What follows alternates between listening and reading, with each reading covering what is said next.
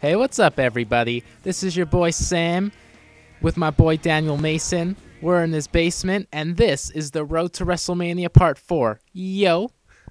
Wow, nice. Project X inspired intro by Sam this week. If you haven't watched that movie, check it out. It's very good plot. The storyline and the character development is incredible. No, it's not at all. It's just a party movie. I rated it 100% on Rotten Tomatoes.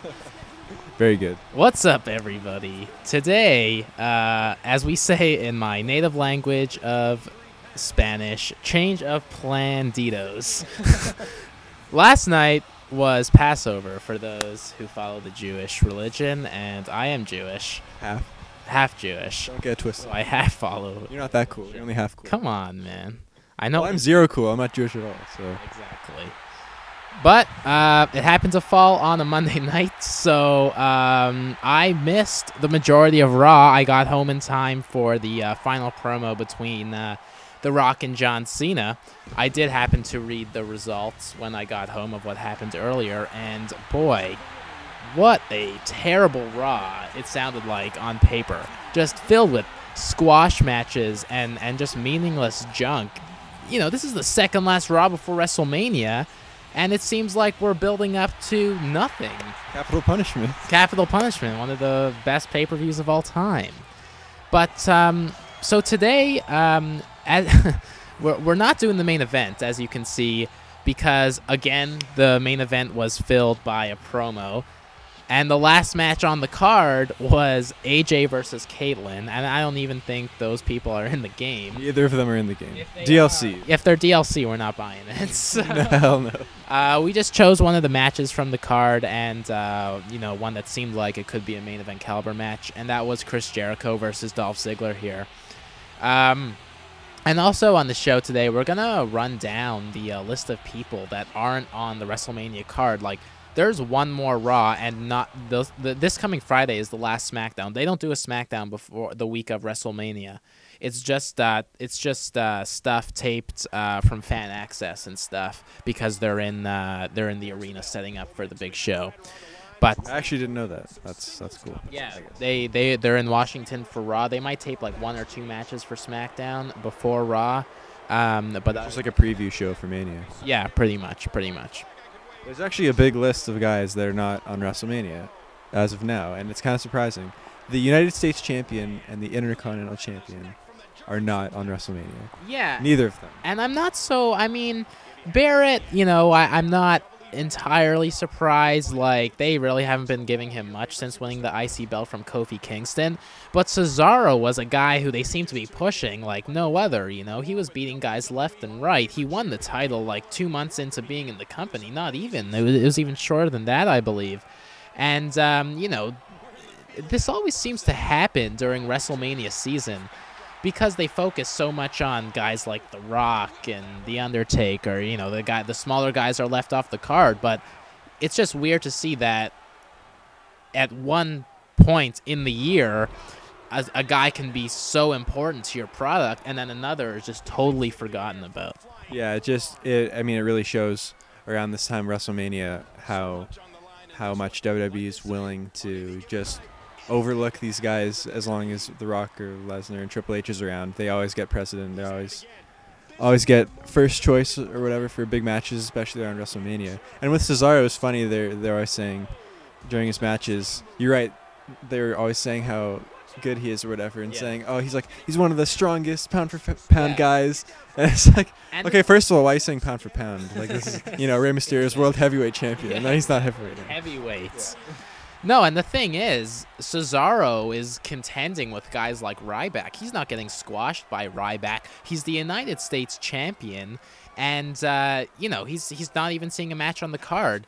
I guess the same goes for Barrett. Now, Barrett and Miz have been having a feud. There's another guy who, a couple years ago, top heel in the company, main eventing WrestleMania against John Cena for the title, and now, after that, he went downhill as a heel, so they decide, a couple years later to turn him face. That goes absolutely nowhere. such a typical generic face turn for The Miz. I understand he's a good spokesperson, whatever, but, you know, how you turn a guy face and then you choose not to do anything with him. Well, they just wanted. I feel like they just wanted to use him as a spokesperson or whatever. Yeah. I'm pretty sure he appeared on some TV shows and did some appearances, and he's good at it, and that's what they wanted him for, and that's it, right? So. Yeah. Barrett and The Miz have been having a feud, and I thought it was going to culminate into a match at WrestleMania, but that match apparently happened last night on Raw, so who knows what's going to happen. At one point I thought Miz was going to beat Cesaro for the U.S. belt, and they were going to have a champion versus champion match, but that didn't seem to happen either, so I'm not really sure what WrestleMania looks like for Barrett, Miz, and Cesaro, but those are three top guys that are not on the card. I feel like if... any combination of those, even if you just have two of them, if they're not on WrestleMania, I feel like it's going to be lacking as far as like wrestling goes. But who knows what the show is going to be like. Now that I'm looking at this list, I have this list in front of me.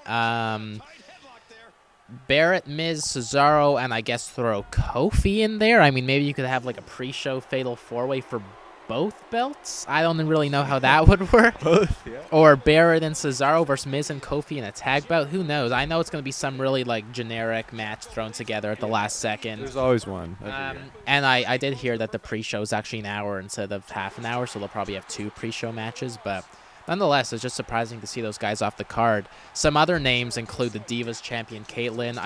We saw a hint of her defending the title against AJ at WrestleMania last night on Raw when AJ beat Caitlyn via countouts.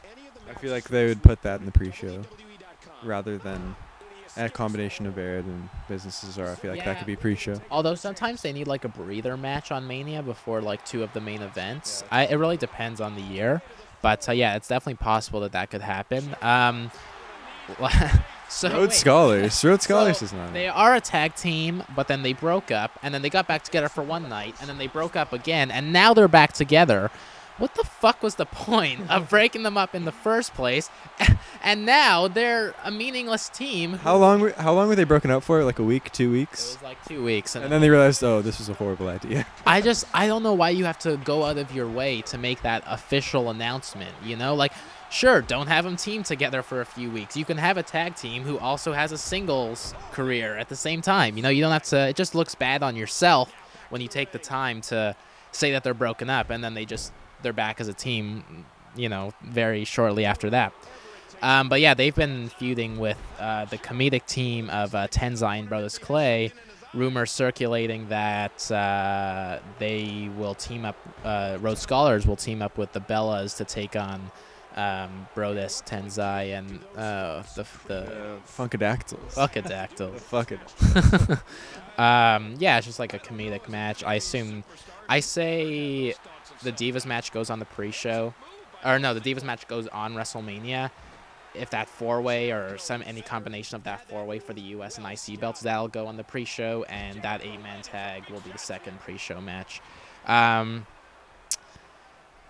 Primetime players, at some points it seems like they're really getting a huge push from WWE. Like, I understand even, that when Darren Young got squashed by John Cena a couple weeks ago on Raw, obviously it was still a squash, but they chose the primetime players for an opening promo with John Cena, you know what I mean? So, I don't know, at times it seems like, they're definitely on their way up, and I actually did hear that, unfortunately, WWE is looking to push Titus O'Neil singles-wise and not Darren Young, so I guess that's why they're not on the card, because as a team they don't offer much, from WWE's standpoint. Yeah, I definitely feel like of that group, Titus O'Neil has the most potential, and he's just another big guy. Yeah, I know, but he's just another big guy. But he can, he's pretty funny. Like he's good. He's good with the mic and everything. I mean, he came out as Pancake Patterson. That was so funny. Yeah, but at least Darren Young looks like John Cena. Yeah, and that's what they want, apparently. Yeah, you could have like a brother versus brother match. That could be a storyline. Oh my God, long lost brother. One's black and one's white. What happened? We don't know. That's the storyline. Okay, and enough of that. Now two other guys, Sin Cara, R-Truth. Neither of them. Was Sin Cara injured? Are they both injured? I don't think know. Sin Cara's injured. When is Sin Cara not injured, to be honest? That's true. Off and on. But Sin Cara is just being taken as a loss right now for WWE. They wanted Sin Cara Mysterio, mask versus mask type match last year at WrestleMania. Didn't happen due to injury. This year Mysterio's injured, so they, fuck it. That match is never going to happen. We don't need you anymore, Sin Cara. You're not even going to be on SmackDown. Always injured at some point. That match will never happen. So whatever. Sin Cara won't ever be much in the WWE, in my opinion. But he's a good face. Just to kind of throw to the wolves, I guess. And then Truth, whatever. Doesn't even. Truth is truth. He shows up when he wants. That's it. And quick question for you: where the fuck is Christian? Yeah, why haven't I even heard anything about him? Usually when a guy is taking a hiatus or something, you hear about it. I haven't heard anything about Christian for a really long time, and he's still on the roster. He's still on the WWE website. He's still employed by them. And I heard he was taking some time off because he was doing an appearance for TNA, and then he was going to come back afterwards. But I haven't heard an update for that in a while. So, just a lot of guys missing this year's WrestleMania card. And the match card is pretty much full at about 8 or 9 matches if you include the 9 matches if you include the Divas. So, just the build-up for this year's WrestleMania seems rushed. They had... there's purposely no pay-per-view in March so that you have, 7 weeks to build up to WrestleMania, yet they started with 3 or 4 weeks left before the show. And, the big legends like Lesnar, Undertaker, Rock, Triple H, they're never all on the same show. So it's all it is one guy coming out, cutting a promo saying, hey, I'm going to kick your ass. And then the next week the guy responds. But it doesn't really create any tension, because they're not ever there at the same time. Yeah, and they've even had to have Cena off Raw because Rock wasn't there and they didn't want him to look bad. Yeah. And it's gotten to the point now where it's just so obvious how inflated their egos are, and they just think, I can show up whenever I want.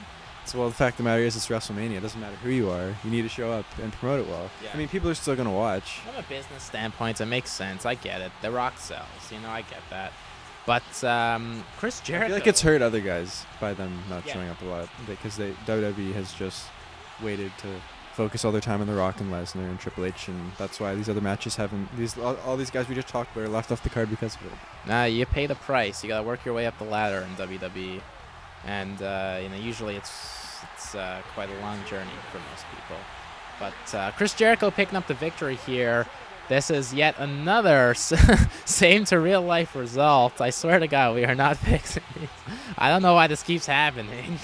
But, pretty, last night's Raw, I didn't see all of it, but on paper it sounded like crap. WrestleMania is WrestleMania. Of course I'm going to watch it. But the build-up has been pretty weak, in my opinion. I have to agree with you, but we are obviously still going to watch WWE, take my money, make it a good show. Oh, yeah, and you raised the price by $10, so it's $70 now for HD. So take even more of my money. And oh, my God. That is it for this week. Thank you for watching our show, and we will see you next week. Hola. Oh, no, wait, that means hi. How do you say bye in Spanish? I don't know.